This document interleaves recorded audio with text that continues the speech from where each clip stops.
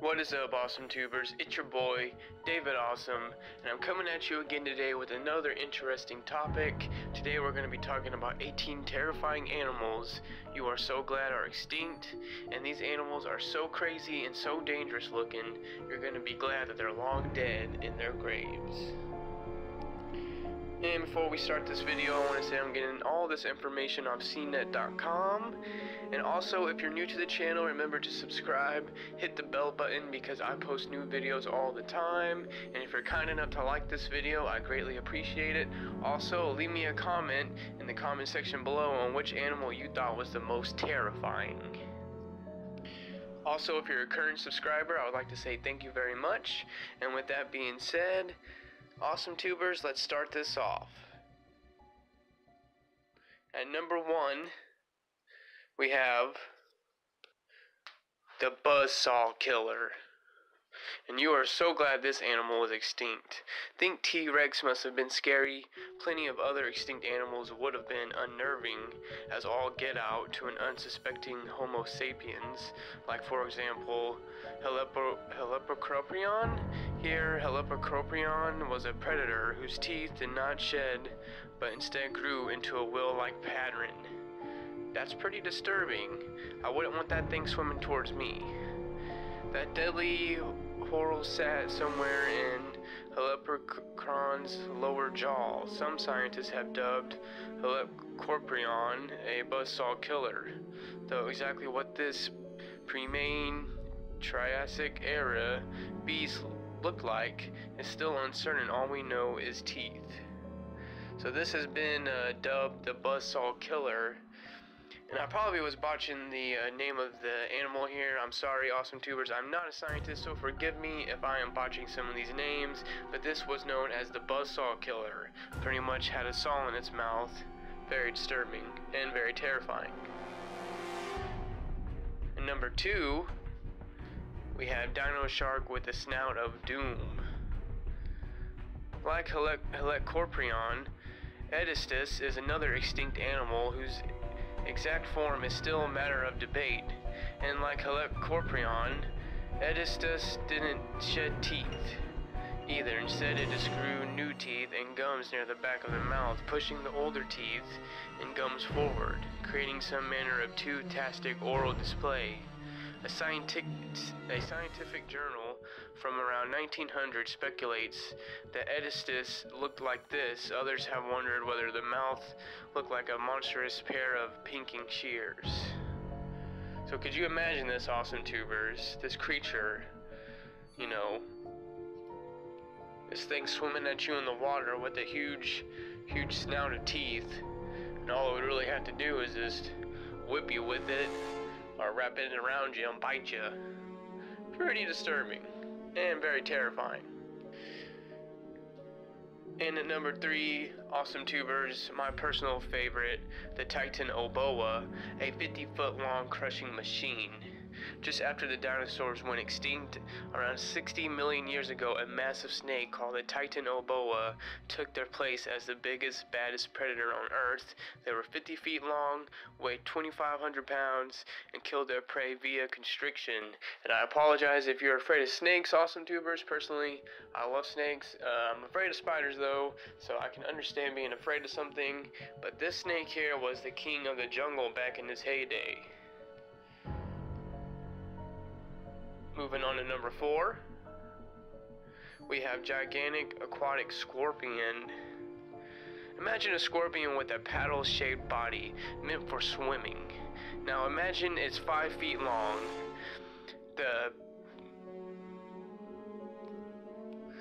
Alright, bear with me here. I'm going to try to pronounce this really long scientific name here. The Piranha decorvinus, just discovered in 2015, swam around what is now Iowa roughly 460 million years ago. Echoes of the ancient critter live on in today's ticks, spiders, and lobsters. So the echoes of the ancient critter live on. That's pretty crazy. That would be pretty weird, awesome tubers, you know, just swimming along and you see this giant scorpion. I would be getting the hell out of the water. Moving on to number 5, awesome tubers. Hopefully this one won't have any really big scientific words because, as you can see, I botched a few of them. Number 5, we have walking worm. A worm that walks on legs, which may actually be tentacles that may or may not have had mouths on the ends of them. So they had mouths on the ends of their feet. That's pretty weird. No wonder this species is called Hallucigenia fortis. That's unnerving, alright, but there's good news. Hallucigenia was less than 2 inches long, so it's really small, not a really big threat to us if it was still around today, unless, you know, it was venomous or poisonous. Moving on to number 6, we have a dragonfly you need a tennis racket to swat. These things are so huge, awesome tubers. They could just swoop down and probably pick up your child. Dragonflies are harmless and nice to look at. Then again, their wingspans top out at around a couple of inches. Their ancestor, the Megalodon, however, had a wingspan roughly 2 feet wide, considerably a little less adorable. Yeah, y'all probably wouldn't like these dragonflies back in the day, because like I said, they could swoop down, take your kid, your dog, whatever. And at number 7, moving on, number 7, we have a monster fish that could chop through bone. That does not look like a very nice fish, awesome tubers.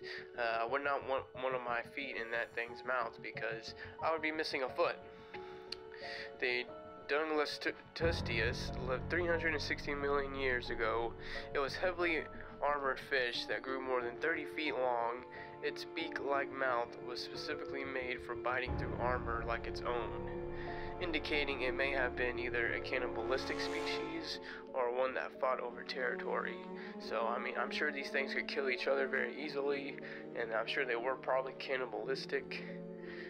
Their jaws were so efficient, they could hinge them open and snap them shut in a matter of milliseconds. So these things could bite you very fast. It's still unclear what the entire body of a Dunlustius looks like, but we're guessing that very few other ancient animals ever lived after finding out. And I highly doubt it as well, because I'm sure whatever fish ran across these fish's path ended up dead. Moving on to number 8, awesome tubers. We have mega crocodile that fought T-Rexes and won. Check out that crocodile, it's huge. Looks like it's dragging down that T-Rex right there. Oh, okay, another big scientific word, okay. Dionskius means terrible crocodile, and these creatures lived up to the name. Fossils from T-Rexes and other dangerous dinosaurs show teeth marks from the Dionsocius. That means the ancient crocs regularly did battle with the king of the dinosaurs. They grew to be 35 feet long and was found in North America in the same places where modern-day humans flip out over crocodiles 1/4 that size. So back in the day, awesome tubers, crocodiles got way bigger, and you probably could ride one into battle if you really wanted to and could train one. Because I would ride a crocodile into battle. That would be epic. Moving on to number 9, awesome tubers, we have a rat the size of a bull. So I'm sorry if there's any squeamish people about rats, but you're not really going to like this one if you do not like rats. Scientists have lovingly dubbed these guys ratzillas. Fossil records suggest they were 10 feet long with another 5 feet of tail, while the Phobiomius pattersoni was herbivorous. These tremendous rodents would have had foot-long incisors. Imagine what that bite would look like. Yeah, you don't want to get bit by one of these rodents because they'd be taking an arm when they bite you. Number 10, awesome tubers. At number 10, we have very abnormal shrimp. It's a shrimp. It's a squid. No, it's a hideous 6 foot long carnivorous creature called Animaloscarius, and it had tentacles with teeth on them. Their species name literally translate to abnormal shrimp. Here's a terrifying video of what they would have looked like in action. Waiting on the video to load. God, my phone's being slow today. But once this video finally does load, I'm getting this video from Naked Science. So if you haven't checked their channel out, go check them out. Oxygen.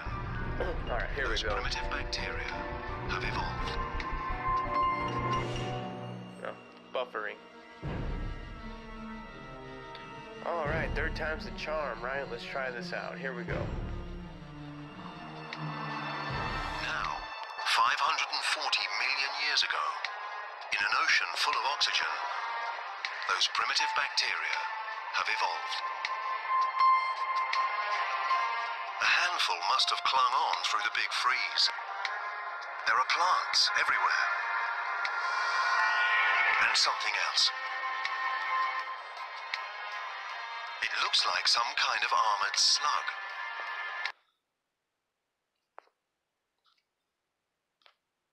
One of a new generation of complex multi-celled organisms.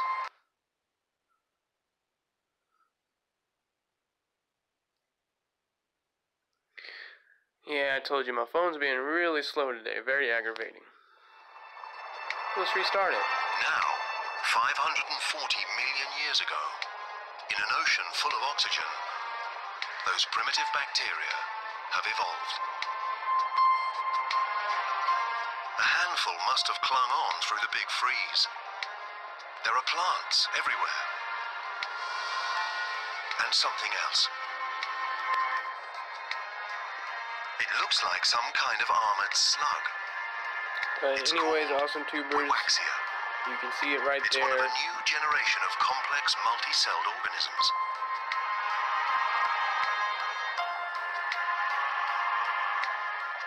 That's what they would have looked like back in the periods in day. the Earth's story, Very interesting. the Cambrian explosion. Increased oxygen levels allow creatures to grow larger and develop bony skeletons.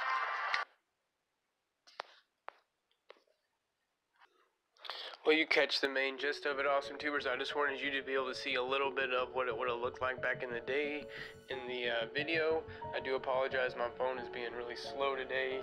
A lot of clouds, bad weather going on where I'm at right now. But let's move on to number 11, a bear twice your height. A name like short-faced bear sounds cute. Archaeopteryx was anything but. Natives of California until about 11,000 years ago. They were almost entirely carnivorous and would have needed about 35 pounds of meat a day to get by. They were 50% larger than the biggest polar bears in recorded history. So these bears were massive and they had to eat a ton to keep going. And God forbid you walk across its path, you would be its next meal. And at number 11 we have boogie board size piranhas. Piranhas are terrifying enough, let alone huge piranhas. I remember watching the movie Piranha, and if you've never seen that movie, by the way, awesome tubers, it's a good one. It's called Piranha. If you like Jaws, you would like that. But anyways, moving on to the huge size piranhas. These piranhas were so huge that scientists formally dubbed their species Mega Piranha. They lived 10 million years ago, were at least 3 feet long, and had 2 rows of teeth. It's a wonder any sea creature survived back then. But there's always a bigger fish. And at number 13, we have a shark that would have put Jaws to shame. Look at that. I mean, that's a massive mouth right there. The Megalodon makes the great white shark look like your goldfish. In this photo, the scientist is holding up a modern shark's jawbone for comparison. So there, awesome tubers, is the modern jawbone for a shark, and that's the Megalodon's jawbone, the giant one, and it's ginormous. These extinct ocean predators are still regarded as the most formidable carnivore to ever have existed. They were nearly 60 feet long. Moving on to number 14, a real-life Bigfoot. If any of you awesome tubers are Bigfoot fans, you believe in Bigfoot, this will really interest you, so make sure you're paying attention here. The Gigantopithecus. Yeah, I totally botched that. Like I said, I apologize about that. That's a really long word. It roamed Asia up until about 100,000 years ago. These ancestors to modern apes and orangutans measured nearly 10 feet tall. Their diets were likely vegetarian, so that's good. I mean, don't eat meat, then they won't really eat a human, so you can maybe make a friend with one. Although I really wouldn't suggest it. But then again, males are thought to have had an arm span of around 12 feet. That's one terrifying bear hug, so you wouldn't want to make one of these things mad. And at number 15, we have an eagle that ate little kids. The lack of competition in landlocked spots can lead some species to develop what's known as island giantism. That's what happened with the Heast eagle, a 30-pound raptor relative that terrorized the South Island of New Zealand after the Mero people whittled down the megabird's food source.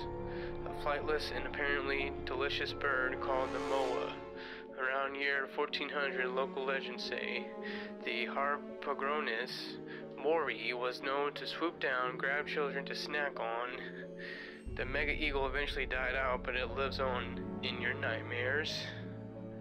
Make sure, parents, that you're watching your kiddos. You never know when an eagle will swoop down, but luckily for you, these are extinct. And at number 16, awesome tubers, we have the Komodo Dragons' great-granddaddy. So the Komodo Dragon's great-granddaddy. If every myth is rooted somewhere in reality, tales of fire-breathing dragons almost certainly came from the Megalania. These distant relatives of the Komodo dragon would have weighed more than 1,300 pounds and grown to be 18 feet long, so these are massive.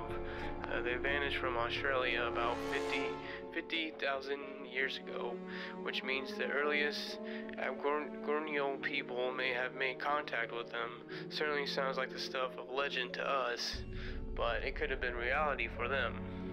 Thank God these are extinct now.